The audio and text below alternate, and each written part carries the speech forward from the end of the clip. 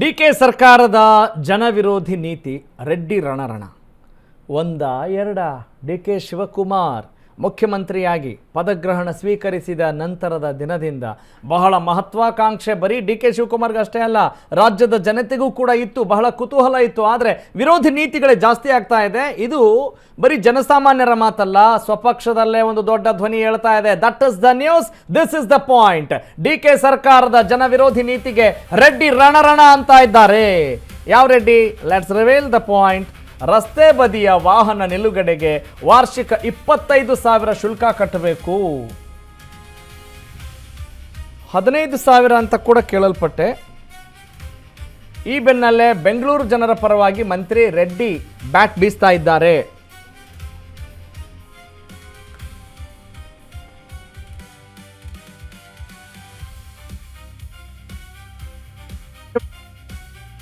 ಸತ್ಯ, ಆದರೆ ಹೊಸ ಕಾನೂನು ರೂಪಿಸುವ ವೇಳೆ ಜನರ ಸ್ಥಿತಿ ಗಮನಿಸಿ, ಒಂದು ಸ್ವಲ್ಪ ಮರುಪರಿಶೀಲನೆ ಮಾಡಿ ಅನ್ನೋ ಮಾತು ಕೂಡ ಇಲ್ಲಿ ಕೇಳಿ ಬರ್ತಾ ಇದೆ.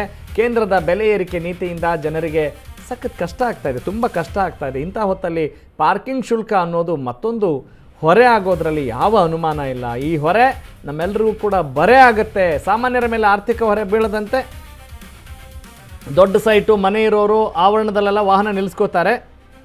ಎಸ್, 15,000ದಿಂದ 25,000 ರೂಪಾಯಿವರೆಗೂ ಕೂಡ ವಾರ್ಷಿಕ ಶುಲ್ಕ ಕಟ್ಟಬೇಕಾಗ್ಬೋದು. ಹೊಸ ಕಟ್ಟಡದ ನಿಯಮಗಳಲ್ಲಿ ಪಾರ್ಕಿಂಗ್ ವ್ಯವಸ್ಥೆಗೆ ಹೆಚ್ಚು ಒತ್ತು ಕೊಡಿ. This is the awareness. ಆದರೆ ಹಳೆ ಕಟ್ಟಡ, ಹಳೆ ವಸತಿ ಪ್ರದೇಶಗಳಲ್ಲಿ ಈ ನಿಯಮ ಅನ್ವಯಿಸೋದು ಬೇಡ. ನಗರದ ವಾಸ್ತವವನ್ನು ಗಮನದಲ್ಲಿಟ್ಕೊಂಡು ಪಾರ್ಕಿಂಗ್ ಶುಲ್ಕ ಮರುಪರಿಶೀಲನೆ ಮಾಡ್ರಿ ಸಾಹೇಬ್ರೆ ಅಂತ ಡಿ ಕೆ ಸಾಹೇಬ್ರಿಗೆ ಇಲ್ಲಿ ರಾಮಲಿಂಗಾರೆಡ್ಡಿಯವರು ಹೇಳ್ತಾ ಇದ್ದಾರೆ. ಬೆಂಗಳೂರಿನ ಜನರಿಗೆ ದನಿಯಾಗಿ ಕೆಲಸ ಮಾಡಲಿ ಅನ್ನೋ ಉದ್ದೇಶದಿಂದ ಹೇಳ್ತಾ ಇದ್ದಾರೆ. ಡಿ ಕೆ ಸರ್ಕಾರದ ಈ ಒಂದು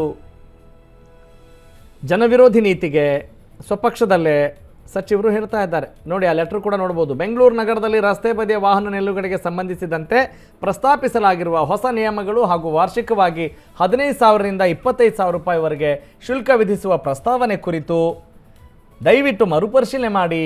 ಸಾರ್ವಜನಿಕರಿಂದ ವಿವಿಧ ಅಭಿಪ್ರಾಯಗಳು ಮತ್ತು ಆತಂಕಗಳು ವ್ಯಕ್ತವಾಗ್ತಾ ಇದ್ದಾವೆ ಅಲ್ವಾ. ಮೊದಲೇ ಬೆಲೆ ಏರಿಕೆ ಬಿಸಿ, ಅದರಲ್ಲಿ ಇಷ್ಟು ಮತ್ತೆ ಕಟ್ಟಬೇಕಂದ್ರೆ ನಮಗೆ ವೆಹಿಕಲೇ ಬೇಡಪ್ಪ ಅನ್ನೋ ಪರಿಸ್ಥಿತಿ ಬರ್ಬೋದು ಜನ ಅಲ್ವಾ. ಹಿಂಗಿದೆ ಸದ್ಯಕ್ಕೆ ರಸ್ತೆ ಬದಿಯ ಪಾರ್ಕಿಂಗ್ನಿಂದ ಉಂಟಾಗ್ತಾ ಇರೋ ಸಂಚಾರ ಸಮಸ್ಯೆಯನ್ನು ನಿಯಂತ್ರಿಸುವ ಅಗತ್ಯ ಇರೋ ಸತ್ಯ. ಆದರೆ ಈ ಸಂದರ್ಭದಲ್ಲಿ ಸಾಮಾನ್ಯ ನಾಗರಿಕರ ಆರ್ಥಿಕ ಪರಿಸ್ಥಿತಿಯನ್ನು ಪರಿಗಣಿಸೋದು ಕೂಡ ತುಂಬ ಇಂಪಾರ್ಟೆಂಟ್ ಅಲ್ವಾ, ಅಗತ್ಯ ಆಗಿದೆ. ಬಿಜೆಪಿ ನೇತೃತ್ವದ ಕೇಂದ್ರ ಸರ್ಕಾರದ ವಿಫಲ ನೀತಿಗಳ ಫಲವಾಗಿ ಈಗಾಗಲೇ ದಿನನಿತ್ಯದ ಅಗತ್ಯ ವಸ್ತುಗಳ ಬೆಲೆ ಏರಿಕೆ, ಅಡುಗೆ ಅನಿಲ, ಪೆಟ್ರೋಲ್, ಡೀಸೆಲ್, GST, ಟೋಲ್ ಸೇರಿದಂತೆ ವಿವಿಧ ವೆಚ್ಚಗಳ ಹೆಚ್ಚಳದಿಂದ ಮಧ್ಯಮ ವರ್ಗ ಮತ್ತು ಸಾಮಾನ್ಯ ಕುಟುಂಬಗಳು ಆರ್ಥಿಕ ಒತ್ತಡವನ್ನು ಎದುರಿಸ್ತಾ ಇದ್ದಾವೆ. ಇಂಥ ಹೊತ್ತಲ್ಲಿ ವಾಹನ ಹೊಂದಿರೋದಕ್ಕಾಗಿ ಹೆಚ್ಚುವರಿಯಾಗಿ 15,000 ರೂಪಾಯಿಂದ 25,000 ರೂಪಾಯಿ ವಾರ್ಷಿಕ ಪಾರ್ಕಿಂಗ್ ಶುಲ್ಕ ವಿಧಿಸೋದು ಮತ್ತೊಂದು ಆರ್ಥಿಕ ಹೊರೆಯಾಗುವ ಸಾಧ್ಯತೆ ಇದೆ. ಸಾಧ್ಯತೆ ಅಲ್ಲ, ಪಕ್ಕಾ ಇದು. ಕರ್ನಾಟಕ ಸರ್ಕಾರ ಸಾಮಾನ್ಯ ಜನರ ಜೀವನ ಮಟ್ಟವನ್ನು ಸುಧಾರಿಸಬೇಕು ಹಾಗೂ ಆರ್ಥಿಕವಾಗಿ ನೆರವಾಗಬೇಕು. ವಿವಿಧ ಜನಪರ ಗ್ಯಾರಂಟಿ ಯೋಜನೆಗಳನ್ನು ಆ ನಿಟ್ಟಿನಲ್ಲಿ ಜಾರಿಗೊಳಿಸಿದೆ. ಇಂಥ ಸಂದರ್ಭದಲ್ಲಿ ನಗರ ಪ್ರದೇಶಗಳಲ್ಲಿ ವಾಸಿಸುವ ಕುಟುಂಬಗಳ ಮೇಲೆ ಮತ್ತೊಂದು ಅನಿವಾರ್ಯ ಆರ್ಥಿಕ ಹೊರೆ ಬೀಳದಂತೆ ಎಚ್ಚರಿಕೆ ವಹಿಸುವುದು ಸೂಕ್ತ. ಬೆಂಗಳೂರು ನಗರದಲ್ಲಿ ದೊಡ್ಡ ನಿವೇಶನ ಅಥವಾ ಸ್ವಂತ ಮನೆ ಹೊಂದಿರೋ ಕೆಲವರು ತಮ್ಮ ವಾಹನಗಳನ್ನು ಮನೆ ಆವರಣದಲ್ಲೇ ನಿಲ್ಲಿಸೋಕೆ ಸಾಧ್ಯ ಆಗ್ಬೋದು. ಆದರೆ ಬಹುತೇಕ ಮಧ್ಯಮ ವರ್ಗದ ಕುಟುಂಬಗಳು ಸೀಮಿತ ಜಾಗದ ಮನೆಗಳು ಅಥವಾ ಅಪಾರ್ಟ್ಮೆಂಟ್ಗಳಲ್ಲಿ ವಾಸ ಮಾಡ್ತಾ ಇದ್ದು ತಮ್ಮ ವಾಹನಗಳನ್ನು ಮನೆಯೊಳಗೆ ನಿಲ್ಲಿಸಲು ಅಗತ್ಯವಾದ ಸ್ಥಳದ ಕೊರತೆ ಎದುರಿಸ್ತಾ ಇದ್ದಾರೆ. ಹೊಸ ಕಟ್ಟಡ ನಿರ್ಮಾಣದ ನಿಯಮಗಳಲ್ಲಿ ಪಾರ್ಕಿಂಗ್ ವ್ಯವಸ್ಥೆಗೆ ಹೆಚ್ಚಿನ ಒತ್ತು ನೀಡಲಾಗ್ತಾ ಇರೋದು ಸ್ವಾಗತಾರ್ಹ. ಆದರೆ ಬೆಂಗಳೂರಿನ ಹಳೆಯ ಕಟ್ಟಡಗಳು ಮತ್ತು ಹಳೆಯ ವಸತಿ ಪ್ರದೇಶಗಳಲ್ಲಿ ಇವತ್ತಿನ ವಾಹನಗಳ ಸಂಖ್ಯೆಗೆ ಅನುಗುಣವಾದ ಪಾರ್ಕಿಂಗ್ ಸೌಲಭ್ಯಗಳನ್ನು ಕಲ್ಪಿಸೋದು ಬಹುತೇಕ ಸಂದರ್ಭಗಳಲ್ಲಿ ಸಾಧ್ಯ ಆಗೋದಿಲ್ಲ. ಅನೇಕ ಕುಟುಂಬಗಳು ಈಗಾಗಲೇ ಮನೆ ಸಾಲ, ವಾಹನ ಸಾಲ, ಮಕ್ಕಳ ಶಿಕ್ಷಣ, ಆರೋಗ್ಯ ಮತ್ತು ದೈನಂದಿನ ಜೀವನದ ಇತರೆ ವೆಚ್ಚಗಳನ್ನು ನಿರ್ವಹಿಸ್ತಾ ಇದ್ದಾವೆ. ಇಂಥ ಸಂದರ್ಭದಲ್ಲಿ ವಾರ್ಷಿಕ ಹೆಚ್ಚುವರಿ ಪಾರ್ಕಿಂಗ್ ಶುಲ್ಕ ಅವರ ಮೇಲೆ ಗಮನಾರ್ಹ ಆರ್ಥಿಕ ಹೊರೆಯಾಗಬಹುದು. ಆದ್ದರಿಂದ ಸಾರ್ವಜನಿಕ ಹಿತಾಸಕ್ತಿ ಮತ್ತು ಬೆಂಗಳೂರಿನ ವಾಸ್ತವಿಕ ಪಾರ್ಕಿಂಗ್ ಪರಿಸ್ಥಿತಿಯನ್ನು ದಯವಿಟ್ಟು ಗಮನದಲ್ಲಿಟ್ಕೊಂಡು ಪ್ರಸ್ತಾಪಿಸಿರುವ ವಾರ್ಷಿಕ ಪಾರ್ಕಿಂಗ್ ಶುಲ್ಕವನ್ನು ಮರುಪರಿಶೀಲನೆ ಮಾಡಲೇಬೇಕು ಅಂತ ತಮ್ಮಲ್ಲಿ ಮನವಿ ಮಾಡುತ್ತೇನೆ ಅನ್ನೋದು ಈ ಲೆಟರ್ನ ಸಾರಾಂಶ.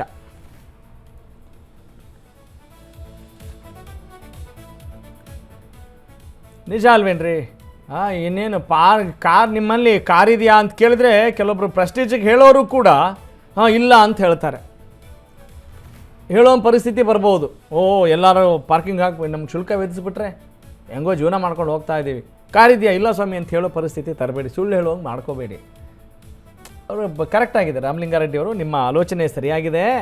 ಯಾರಿಗೆ? ಮುಖ್ಯಮಂತ್ರಿಗಳೇ. ಅದ್ರ ಜೊತೆಗೆ ಪರಿಸ್ಥಿತಿ ಅಷ್ಟು ಚೆನ್ನಾಗಿಲ್ಲ, ದಯವಿಟ್ಟು ಒಂಚೂರು ಮರುಪರಿಶೀಲನೆ ಮಾಡಿ ಅಂತ ಹೇಳ್ತಾ ಇದ್ದಾರೆ. ರಾಮಲಿಂಗಾರೆಡ್ಡಿ ಅವರು ಬೆಂಗಳೂರು ಅಂತ ಹೇಳಿದ ತಕ್ಷಣ ಅವ್ರದ್ದೇ ಆದಂಥ ಒಂದು ಕನಸಿದೆ, ಬೆಂಗಳೂರು ಮಂತ್ರಿ ಆಗಬೇಕು ಅಂತ, ಅಭಿವೃದ್ಧಿ ಮಂತ್ರಿ ಆಗಬೇಕು ಅಂತಿತ್ತು. ಆದರೆ ಅದು ನಾನಾ ಕಾರಣಗಳಿಂದ ಸಾಧ್ಯ ಆಗಿಲ್ಲ. That's secondary. ಆದರೆ ಸದ್ಯಕ್ಕೆ ಪಾರ್ಕಿಂಗ್ ಮ್ಯಾಟ್ರು ತುಂಬ ಇಂಪಾರ್ಟೆಂಟು.